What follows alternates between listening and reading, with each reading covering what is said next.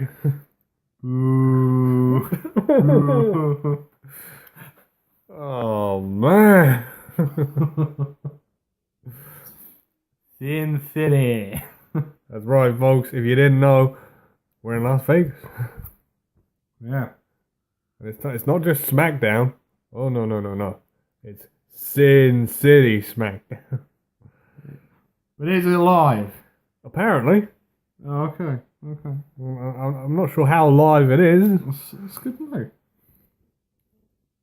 And we kicked off this show. With Kevin Owens. The man who's taken over WWE. Yeah. He says he doesn't care if Vince McMahon's turn up tonight. He's taken over. Oh, boy. And he was telling us about his plans for SmackDown once he takes over. Some good plans. First one, unfortunately for Sam, was I'm firing Sami Zayn. Boo. He said, "Oh, you all like the fashion files?" So yeah. Well, I'm cancelling that too. Boo. And then he turned around and he said Tom Phillips and Byron Saxton, they're both going to be wearing the same suits. And they said, "Oh, okay, that's good." Oh, no, sorry, no. You're both going to be in the same Yeah. suit. 2 suits, 1 man. One suit, 2 men. Yeah, that was it. And then Corey Graves was trying his best not to piss himself laughing. Yeah, but you knew he wanted to. Yeah. And apparently the new theme song is going to be sung by Aiden English. Yeah. Oh.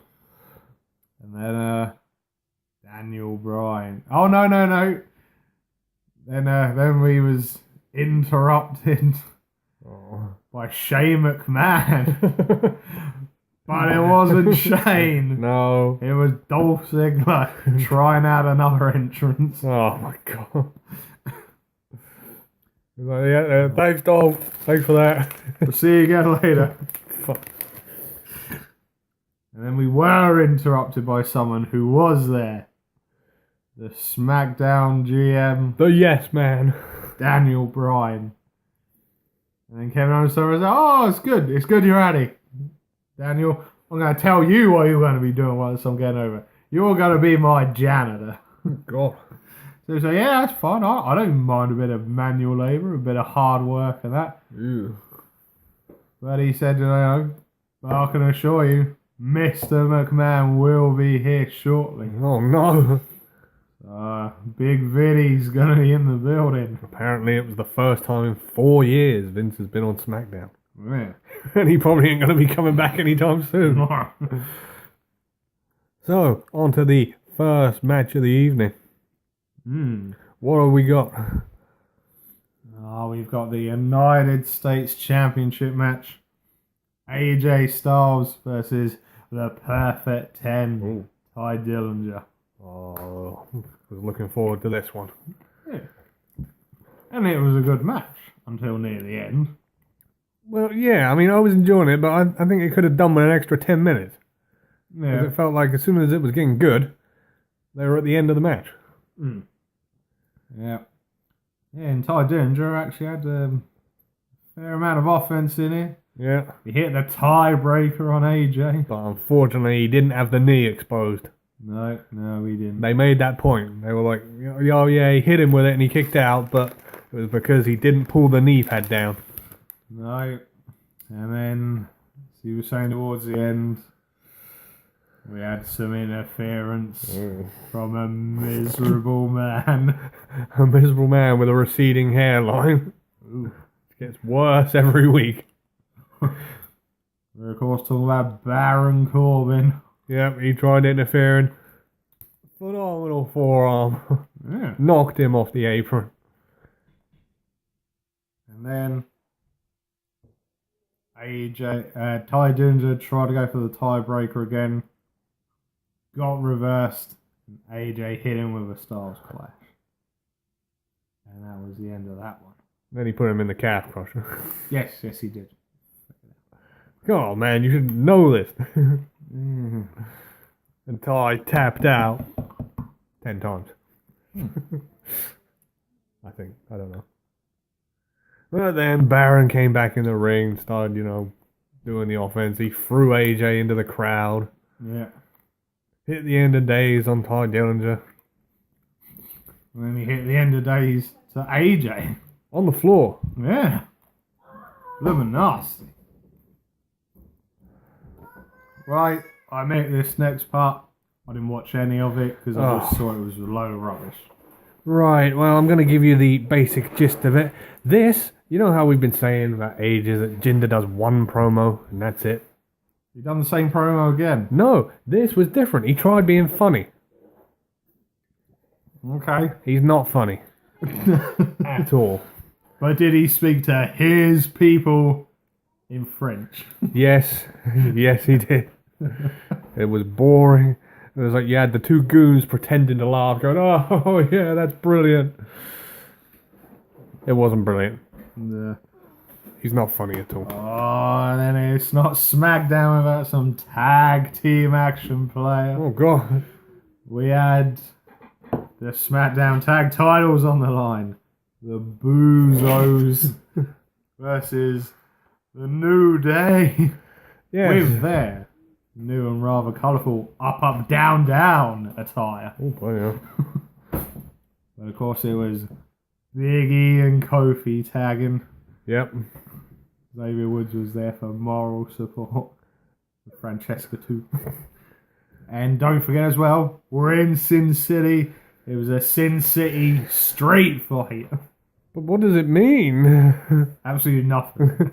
It's just a normal street fight. There was no slot machines. There was no roulette tables. All the stuff they could have used, they didn't. Well, I must admit, Kofi lost the plot a bit towards the end. He was whacking Jimmy and Jay with that kendo stick. Yeah, this did get a bit insane. I think he broke it at one point. Yeah, he did break it. And someone threw a chair at one of the Usos, Oh, God. which didn't look very nice. No, and then the tables turned. It looked as though the Usos were going to pick up the victory. They were going for the double splash on Big E. And Kofi got his bearings together. And he pushed Jay through the table off of the top rope. And then Jimmy was like, no, what are you doing? No. And then came Billy Idol's favourite time. Oh, man. Midnight Hour. God damn it. And we have no SmackDown Tag Team Champ. Again? The Usos held it for a grand total of 2 weeks. What's the point? Right, I'm going to say the same thing I said when it said it to the US title. Vince, pick a champion and stick with him. For at least a month. For God's sake, these constant title switches don't do anyone any favours. No. And then after that, the New Day was celebrating, and then of course we've got to reel the crowd back in. We've got to get some hard hitting action in here. Oh, yeah.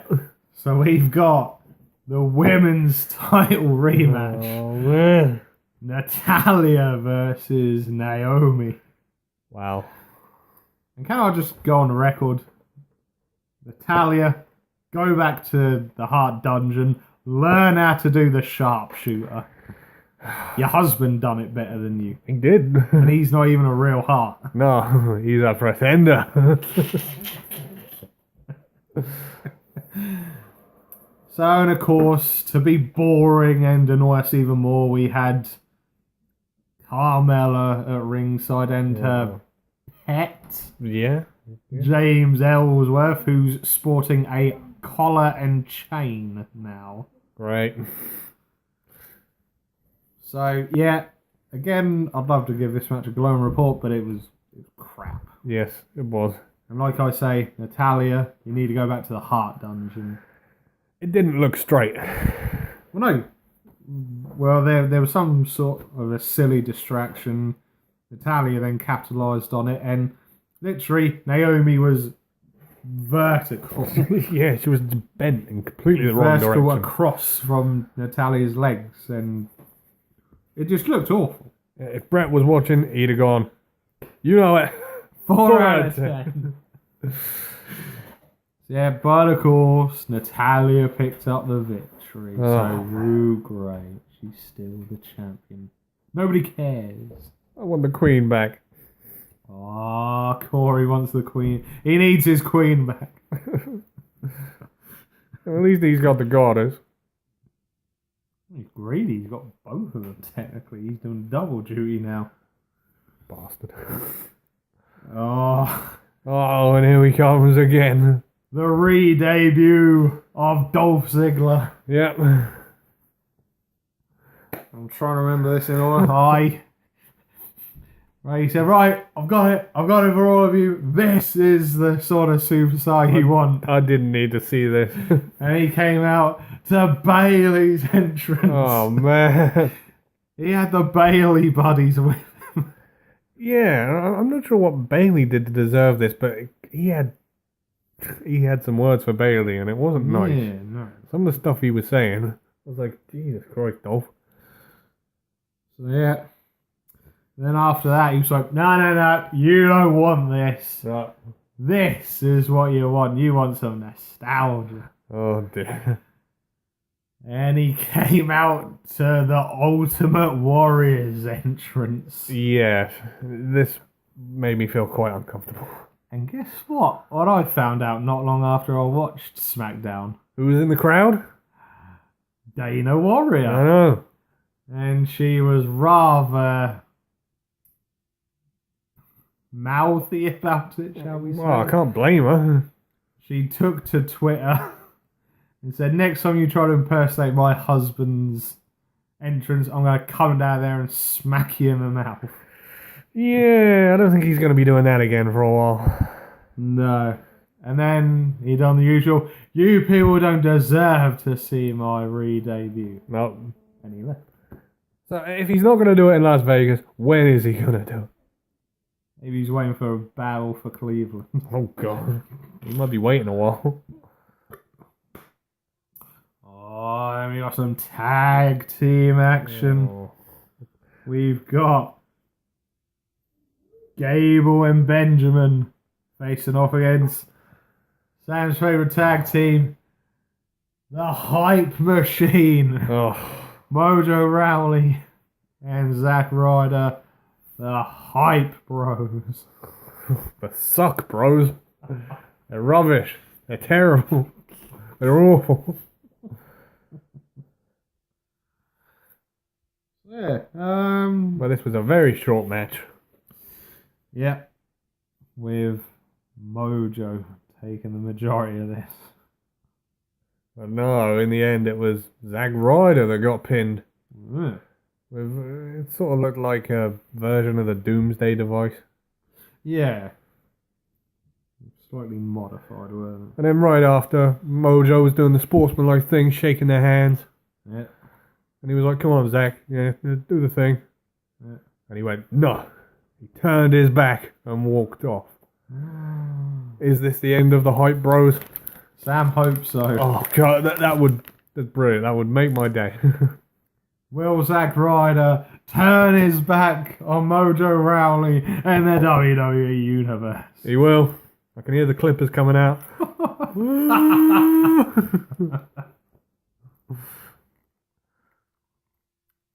Oh, business is about to pick up. Uh-oh. Oh, no. We had Mr. McMahon make his way to the ring, Yep.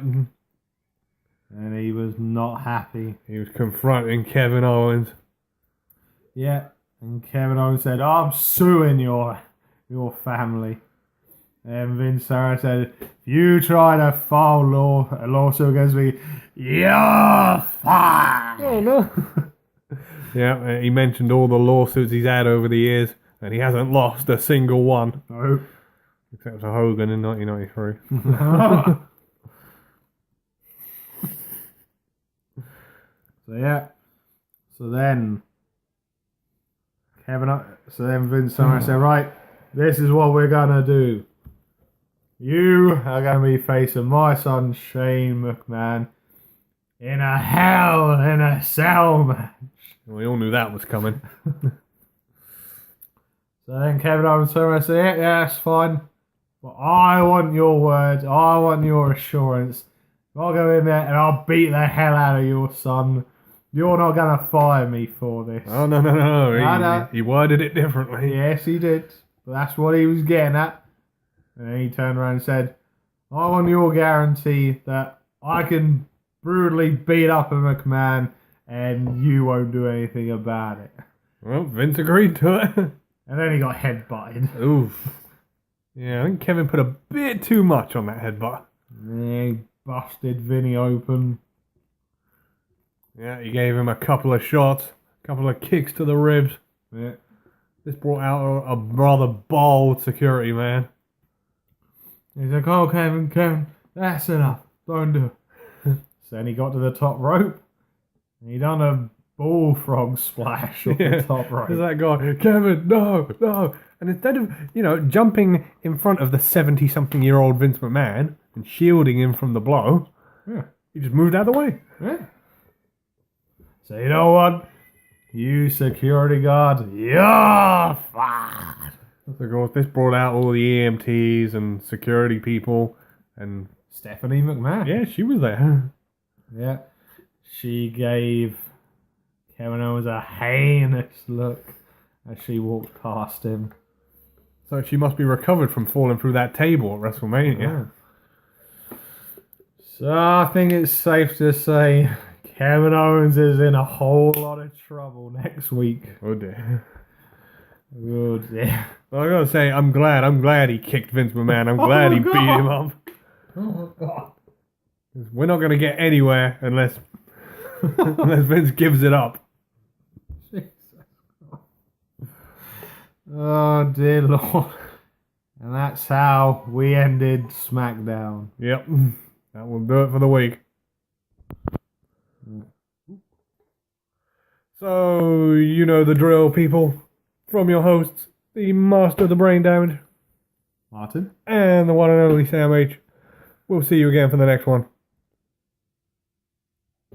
I'm looking at the whole world, and I'm gonna say, Vinny, Boochie. Ooh.